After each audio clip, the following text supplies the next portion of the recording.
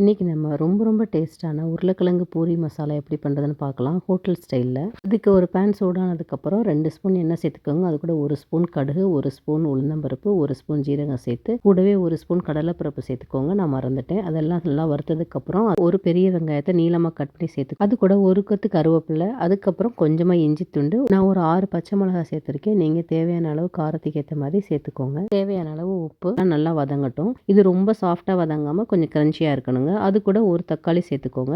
இதெல்லாம் நல்லா வதங்கினதுக்கு அப்புறம் கூடவே 1 ஸ்பூன் மஞ்சத்தூள் சேர்த்ததுக்கு அப்புறம் உருளைக்கிழங்கை வந்து நம்ம மசிச்சுட்டு இந்த மாதிரி சேர்த்துக்கலாம். ரொம்ப ஸ்மாஷ் பண்ணாம இந்த மாதிரி உடைச்சு சேர்த்துக்கோங்க. இது எல்லாத்தையும் நல்லா கலந்து விட்டதுக்கு அப்புறம் 2 ஸ்பூன் கடலை மாவு, அப்படி இல்லைன்னா 2 ஸ்பூன் பொட்டுக்கடலை மாவுல வந்து நல்லா தண்ணியில கரைச்சிட்டு இது கூட சேர்த்தீங்கன்னா அது வேற ஒரு டேஸ்ட்ல இருக்குங்க. ஹோட்டல் ஸ்டைல்ல இருக்கும்.